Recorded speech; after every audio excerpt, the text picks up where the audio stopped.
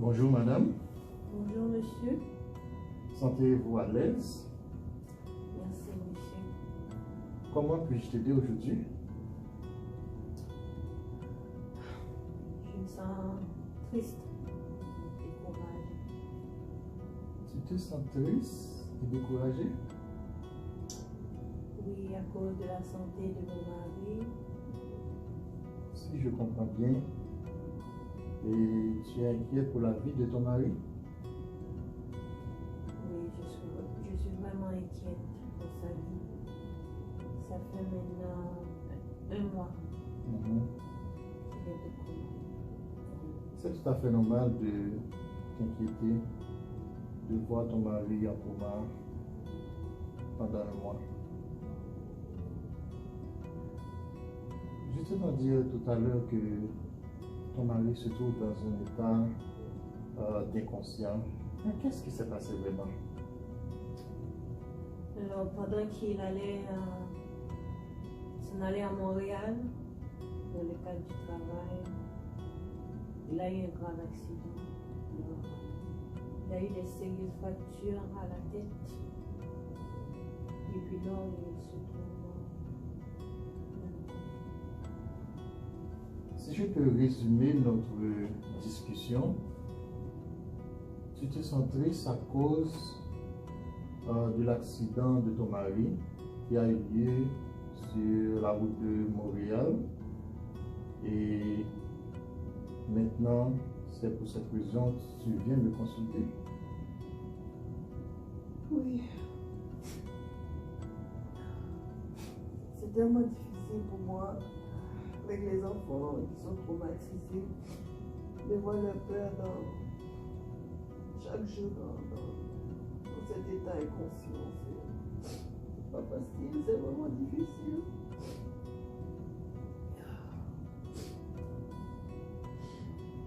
Ça va? Prends autant de mouchoirs que tu veux.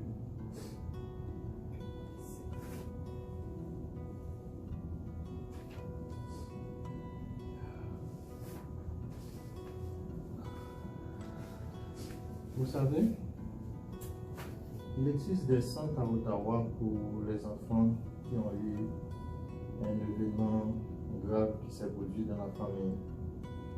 Et les études ont démontré aussi que 70% des enfants qui ont eu un événement grave dans la famille à cause d'un des parents ou bien les parents, et ils sont vraiment traumatisés à cause de cet événement-là.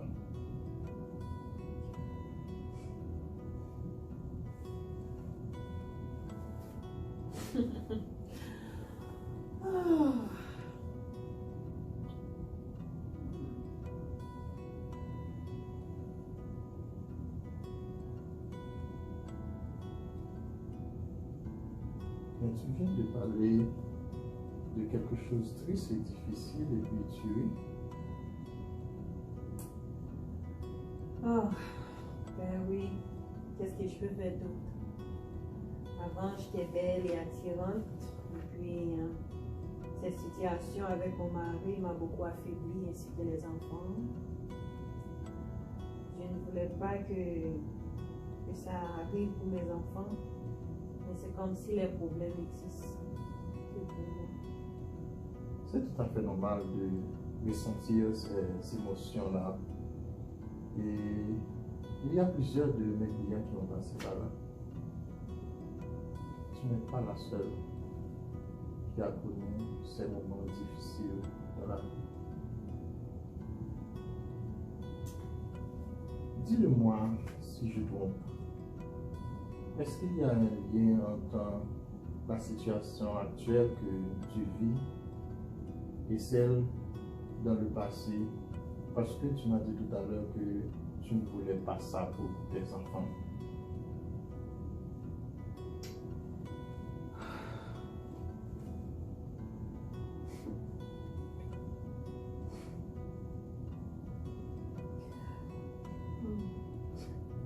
Il y a beaucoup de ressemblances parce que dans mon enfance, pendant que j'étais enfant, mon père il a passé 2 mois au coma et puis c'était ma mère, ma pauvre mère, elle m'a élevée tout seul. Alors mon père il a passé 2 mois au coma comme avant d'être décédé. Et ma mère, elle m'a élevée tout seul. Et là maintenant, je ne veux pas que la même chose arrive avec les enfants. C'est ça.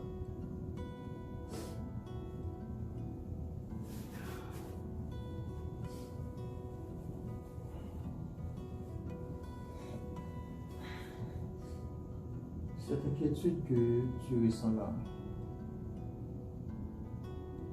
j'ai la même inquiétude pour mon fils aussi. Sa mère a été décédée dans son accident de voiture l'année dernière.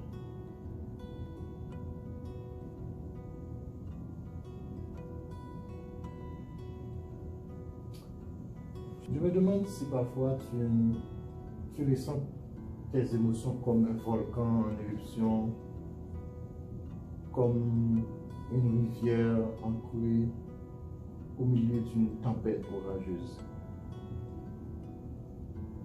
Mais, à vrai dire, qu'est-ce qui te permet de persévérer devant les obstacles difficiles de la vie? Alors, je suis chrétienne. Et puis, j'ai l'habitude de prier, de lire la Bible. Mais je crois que dans cette situation, tu m'as abandonné. Tu sais, il existe des versets dans la Bible qui peuvent t'aider à traverser ce moment difficile dans la vie. Il y a le psaume 54, le verset 24 qui dit « Déchargez ton fardeau sur le Seigneur, il prendra soin de toi. » Il y a aussi Matthieu 11, le verset 24 qui dit que « Venez à moi, vous tous qui êtes chargés et fatigués, je vous donnerai du repos. » Il y a un personnage dans la Bible nommé Job. Job était un être droit, intègre, mais tout à coup, un événement survient dans sa vie. Il a tout perdu. Ses fils, ses biens, même sa femme l'a abandonné. Et il a même maudit le jour de sa naissance. Job. Même Jésus-Christ à la croix, sous l'effet de la souffrance, il a crié, mon Dieu, pourquoi m'as-tu abandonné?